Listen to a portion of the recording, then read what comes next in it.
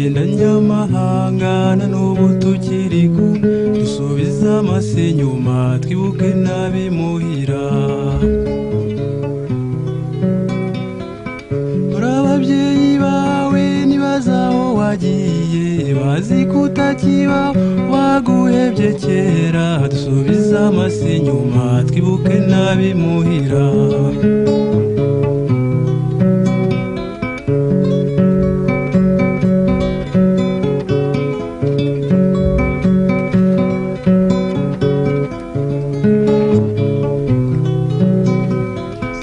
Wibuka so na nyoko kera ukiri mutoya imvune wabateye bagushakira ubuzima karora inshuti yahanjye twibuke n'abimuhira.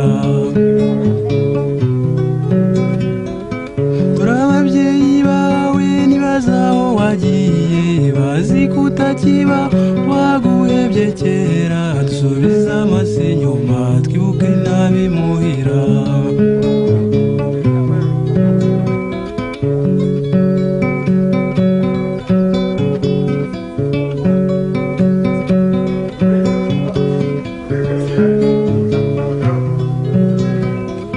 Dufatanye urugendo dutera intambwe ndende ejo tuzaba turiyo nta gushidikanya tureke kuzerera nk'abatagira iwabo. Kebuka aho tuvuye utekereza amatage agahinda wateye abawe bazi kutakibaho agahinda wateye abawe bazi kutakibaho.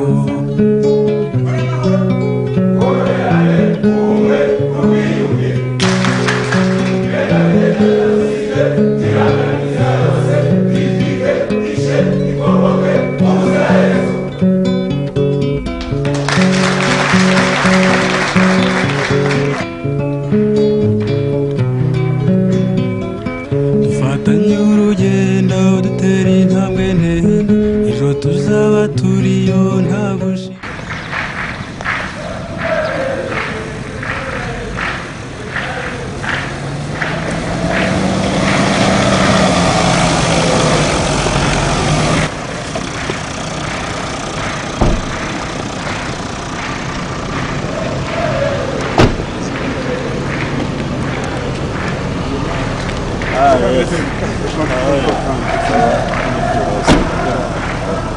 C'est la secrétaire d'État au niveau du ministère de l'administration locale. Ah d'accord.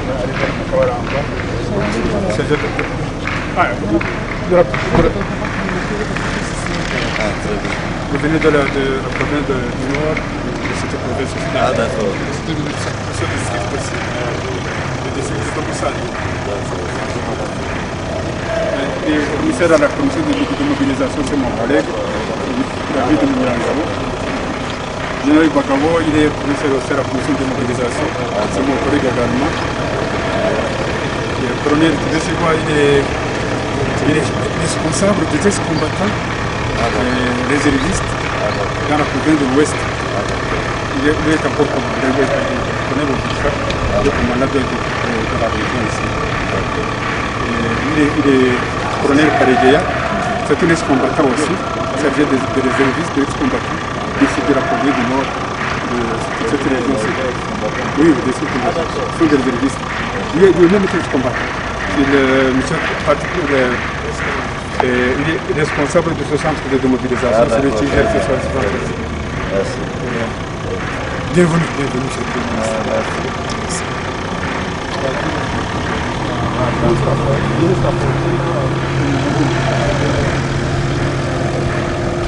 Ce centre ici, il y a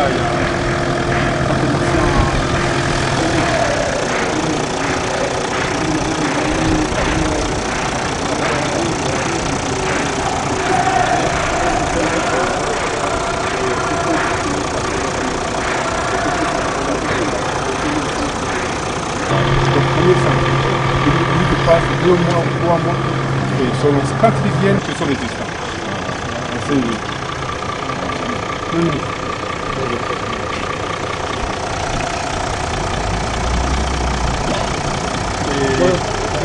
Nous avons presque 1000, plus de 10 000 qui sont passés par là.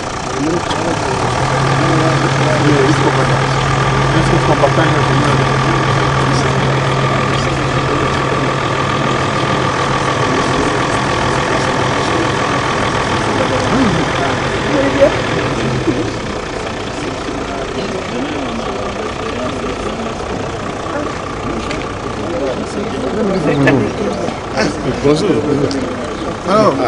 Je te cherche partout avec toi. c'est pas vrai. J'ai dit, mais où il est parti? C'est un ex-combattant qui est passé par ici, qui revient à l'Indien. Non, pour essayer de comprendre ça. Il faut vous raconter son histoire. Quelques mois après, la mémoire m'a dit, on m'a appelé le disque. Maintenant, je suis le responsable de la région. So when he came in 2003, he went through, sometimes there is also integration.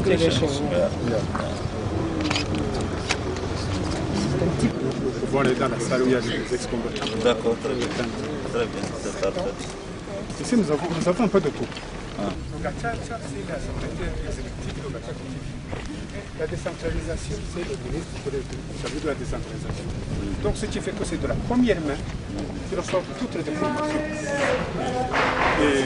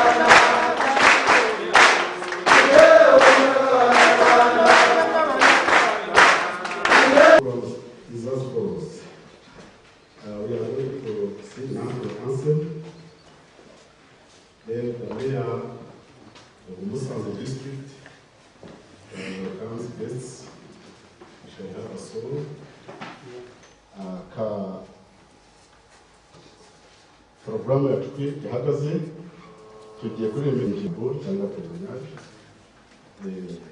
umushyitsi mukuru ariwe minisitiri w'intebe na minisitiri wa defanse w'igihugu cya Ivory Coast gufata ijambo nyuma tuze kuririmba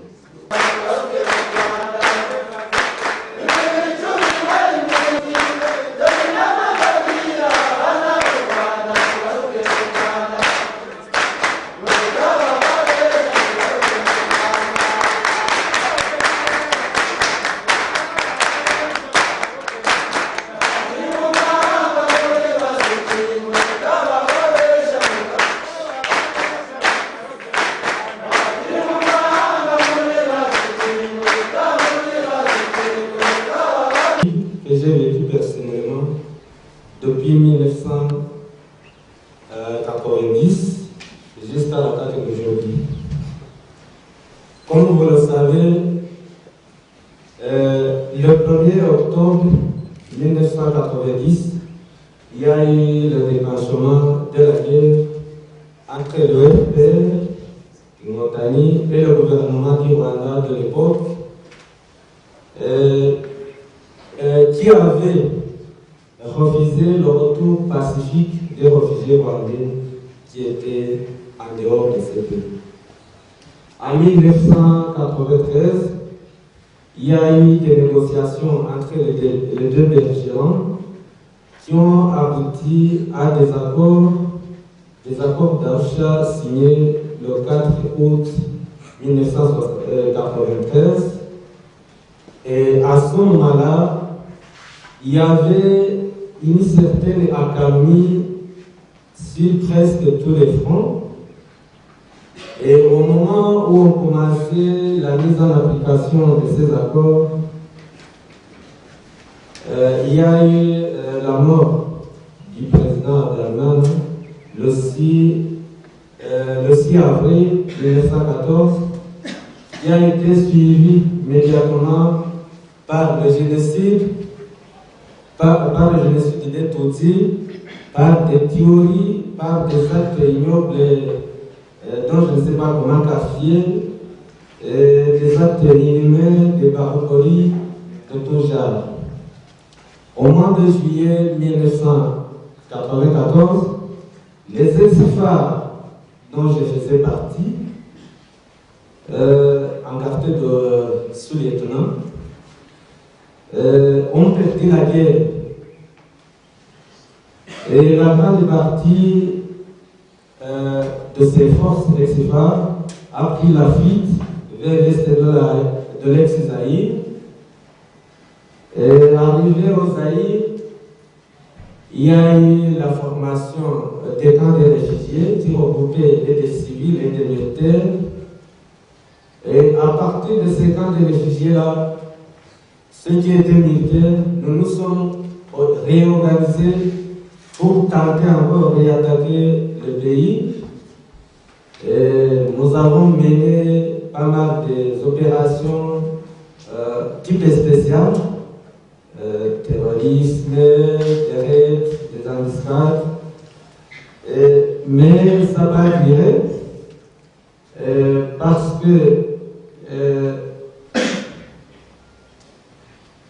il y a eu la destruction des servants par la guerre qui opposait du temps-là le président Kabila, Désiré Kabila et Mobutu.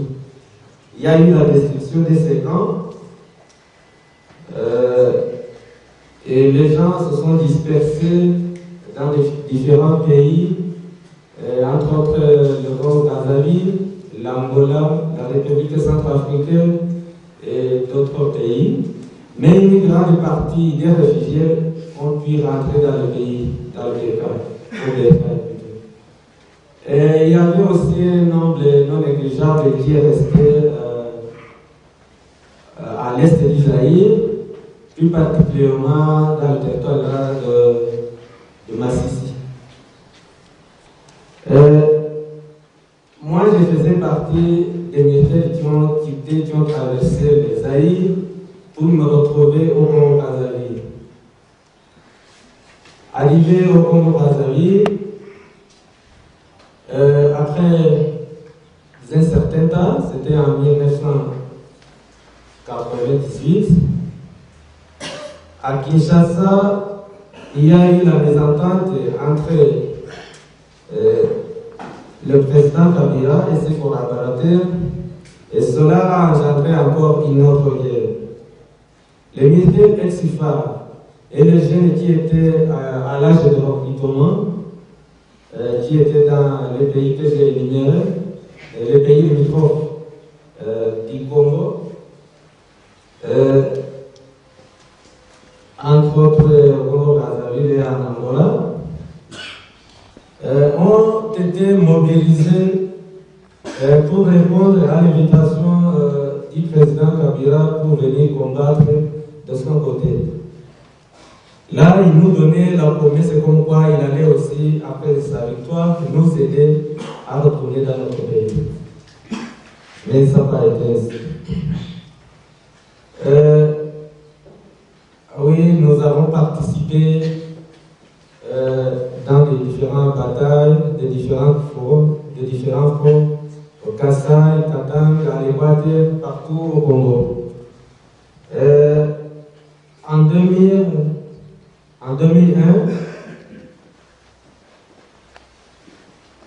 oui, le gouvernement congolais nous a demandé de nous désengager du front de déposer des armes et de commencer d'entamer les contacts avec le gouvernement de Kigali et de tenter de rentrer dans le pays dans les voies pacifiques.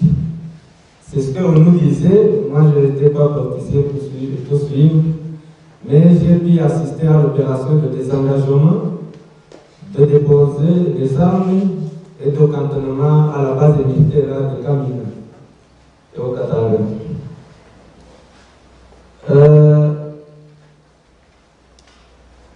Cette opération de cantonnement n'a pas duré parce qu'après un certain temps, le gouvernement de Kinshasa a tenté de nous rapatrier par force. Et ça n'a pas réussi aussi comme il le souhaitait, parce que seuls des capturés, seuls des enfants, des femmes enceintes, des gens faibles ont été rapatriés. Nous autres qui étaient cantonnés en tant que militaires, nous avons tout fait pour sauter sur les magasins d'armes des Congolais. Nous les avons démolis. Nous nous sommes ravitaillés en munitions et en armes.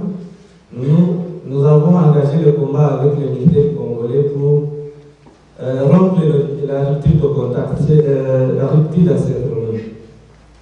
Alors, à ce moment-là, nous avons pris une